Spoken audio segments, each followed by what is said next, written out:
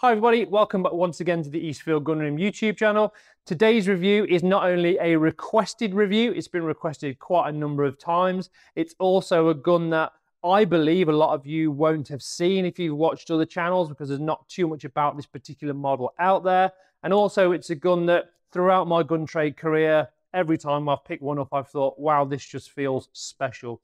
So today we are going to look at what is regarded as, without a doubt by many people, the finest competition shotgun in the world. We are going to look at the Beretta S05. The Beretta S05 takes us back to the early 1930s and a Beretta designer by the name of Tullio Marangoni. And what Tullio did is he looked at the Browning B25, which was, as many people will regard, the original over and under shotgun from 1925. And he was almost incensed by the fact that they thought it was an ugly design, it was clumsy, it was clunky. And from the outset, he set out to produce something that was typically more Italian, more sleek, more stylish, something that exuded finesse, something that was technically of a higher specification, of a more mechanical genius. And the result was the Beretta SO. So SO is basically an abbreviation for Sovrapposto, which means over and under shotgun in Italian. And like I said, 1930, he came up with a design which was completely radical, because what the Beretta SO series of shotguns are is they are sidelock shotguns. Whereas you look at the B25 with a box lock, this thing was just so off the wall at the time in terms of its production and its manufacture process. I believe that Mr. Marangoni got a lot of inspiration from some of the English makers, certainly Woodward, and this is the result. So 1930, it was initially a gun that was designed for, without a doubt, kind of field game use. And then as you went through the generations, we got the SO2 and the SO3. And the SO4 is probably the most important gun in the whole of the history of the SO story, because that is when it kind of started to come into its own as a competition shotgun. And it was available in trap and skeet specification. At that point, it started to compete certainly with the likes of the Perazzi MX8.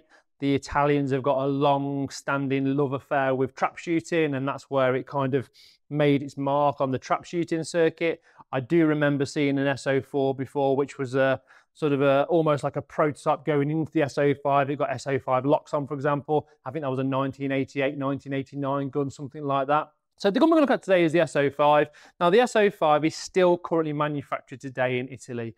It is 99% hand built. There are parts of it that involve machines, but largely all the fitting, the filing, the assembly, the stocking, the checkering, everything is completely done by hand. It's a gun that, like I said, everybody will have heard of. If you started shooting the 1990s and you maybe went to a game fair and you'd got a 686, then this gun would be up there on the top of the rack, and you'd look at it and you'd go, oh my God, how special does that gun look? And hats off to Beretta. They haven't really changed the fundamental design on the appearance of the shotgun right up until today. Like I say, where it's still manufactured in Gardone Valtrompia in Italy.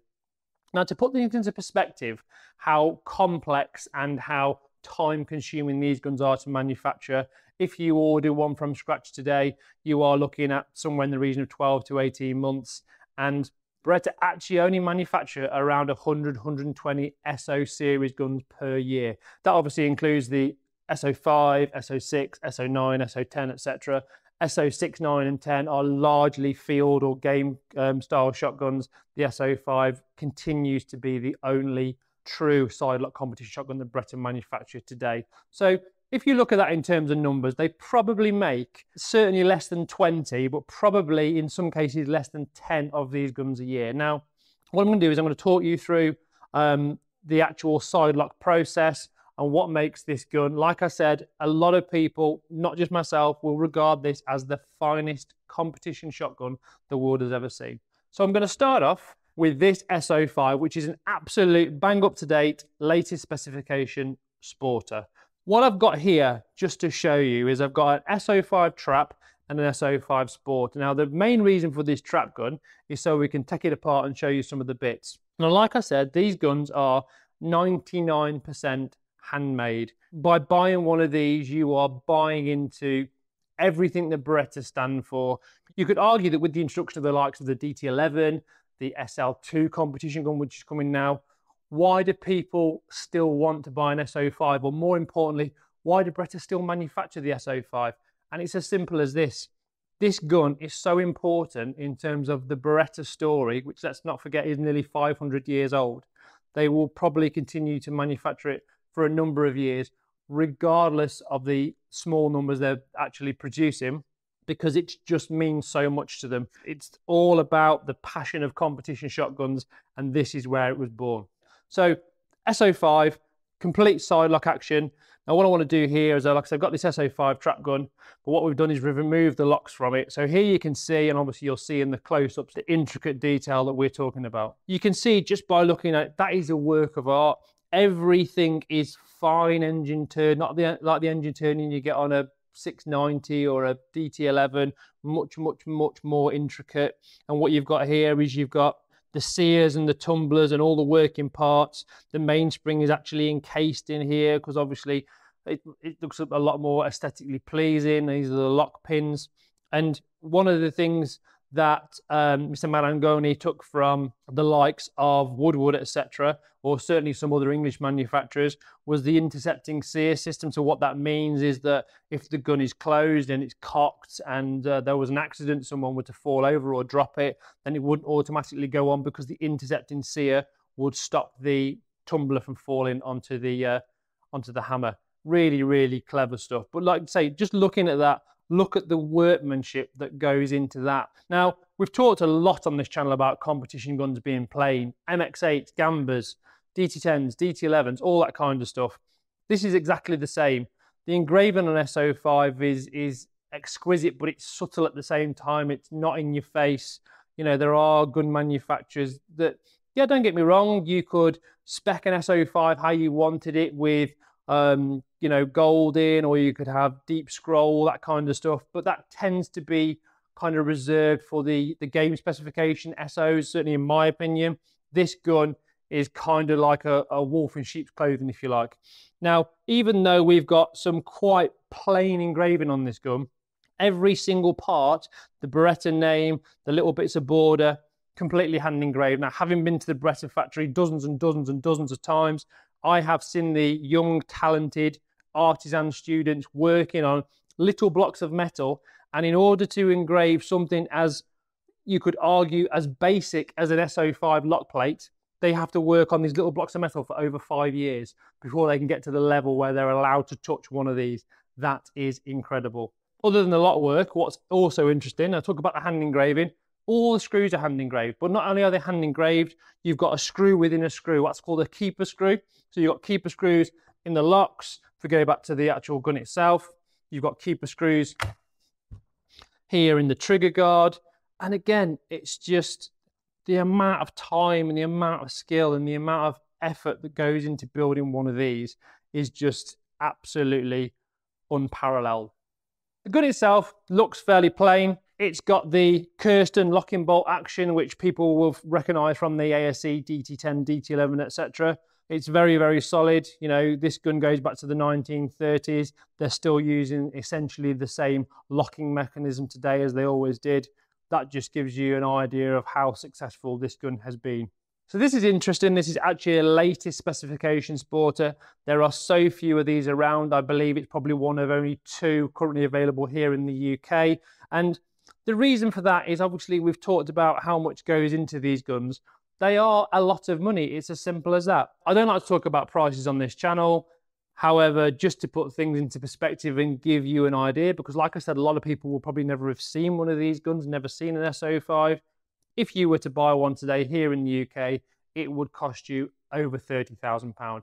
It is an awful lot of money, but if you buy into the Beretta brand and the history and the passion and the tradition, this is without doubt the ultimate. There is no question. Ask anybody that knows anything about guns what is probably, certainly without a doubt, the most reliable side lock over and under design in the world.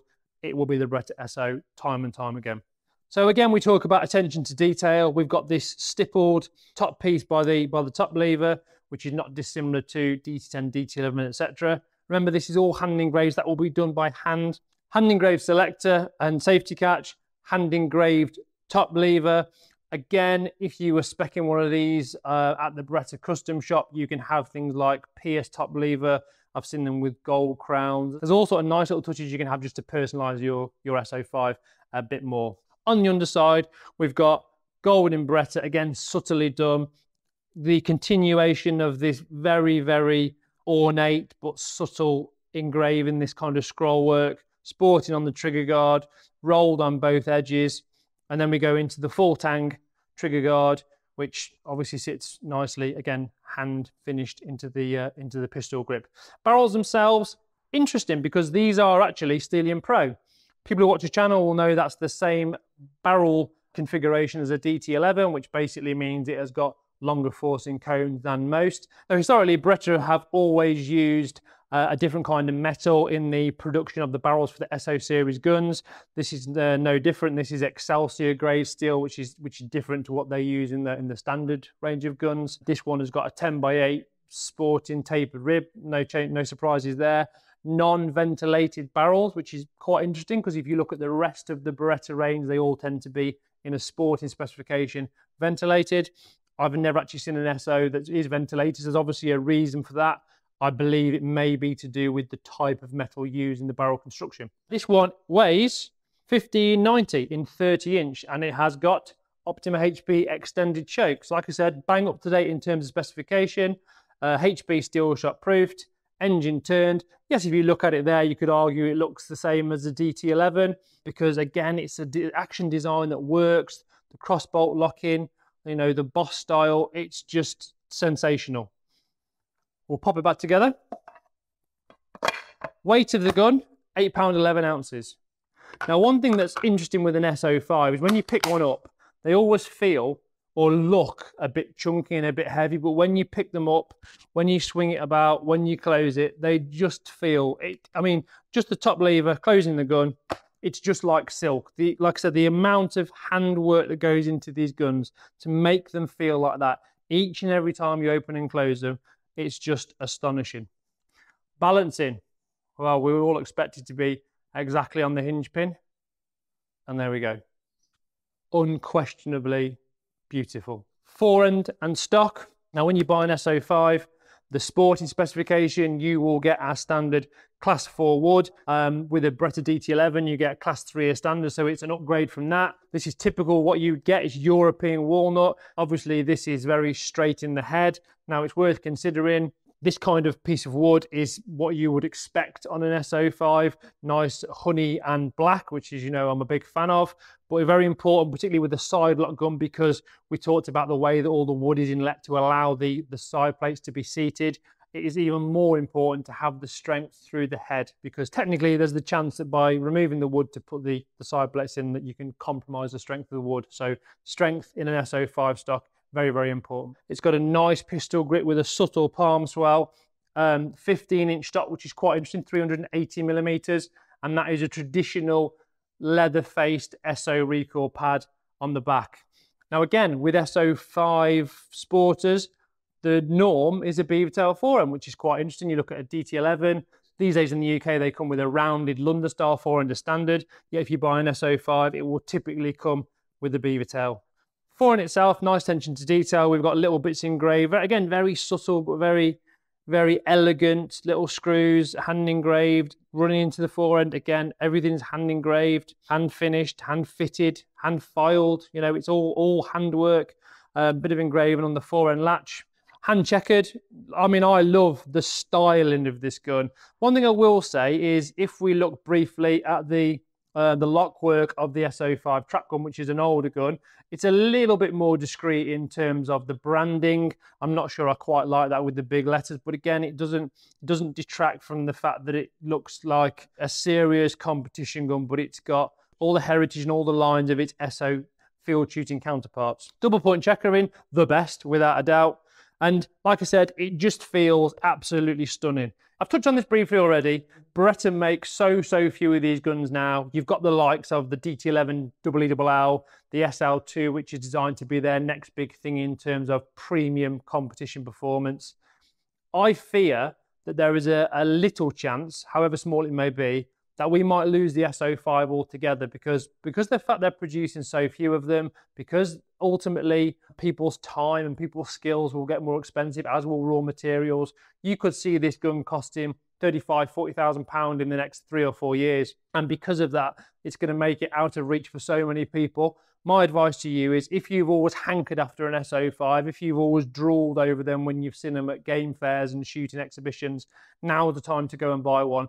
They are out there. They can be purchased for not huge money, and it's something you should definitely look at, because these are a bucket list gun. And like I said, if we lost them all together, it would be a real shame. Just going to go back to the trap gun ever so briefly, because again, we talk about attention to detail and the craftsmanship and the handwork. Inside here, you can see where all the wood has been inlet very nicely in order to accept the locks. Again, you've got more engine turning here and engine turning on the barrels. Now, trap guns typically on the S05 range will be 29.5-inch, 3/4 full, slightly different bore barrels with a 10mm parallel rib, but a very usable gun. You know, a lot of these have been multi-choked over the years. They've got good stock dimensions. Incidentally, the Sporter stock is 35/55, which is kind of standard Beretta gear these days for a sporting gun. They're just a sensational gun. Now, sadly, I was unable to get hold of the case for this particular S05. So we've only got the case for the older style trap gun, which, you know, as you would expect, it's at the very top end of the range. It's premium. You would usually get something that's nice, soft blue grain leather with some bits around the outside and some fancy pockets. This particular case is, you know, it's in better days, but it is what it is. If you do buy a new S05, obviously you will get a very exciting case. From memory, I think you do get something quite similar to the DT11 EELL, probably just a slight step up. But again, we've talked about it before. Where does the case end up? Largely, it's in the loft. You know, what you don't want to be doing if you've got an expensive gun is be breaking it down to put it in the case all the time, because inevitably you might cause it some unwanted, unnecessary damage. So to summarise, in my opinion, and I'm sure many people will share that opinion, this is the finest competition shotgun the world has ever seen. Yes, you've got other extremely successful, extremely desirable guns, you know, the likes of Perazzi, Krieghoff, Kieman, etc. But you don't have this heritage, you don't have the story that, you know, where the S05 fits in terms of competition shotguns, or the whole SO range, you know, SO3, SO4. We talked about the start of the competition range. They're guns that will probably never be repeated. And like I said, because they're so small in numbers these days in terms of production, if you ever wanted one, now's the time to treat yourself, because money ain't worth nothing in the bank. The joy you will get from owning one of these handmade pedigree sidelock competition shotguns, having one in your cabinet, being able to open the door, take a look at it, bring a smile to your face every single time, the joy it will give you is absolutely immeasurable. So that has been a sensational Beretta S05 with me, Matthew Morgan from Eastfield Gunroom. If you've got any questions about this particular S05, any Beretta SO, or any other Beretta, please contact me directly. Don't forget to check out the website. Don't forget to keep liking and subscribing to the Eastfield Gunroom channel, because that's what we need from you guys. From me and this legend of competition shotgun shooting, I'll see you next time.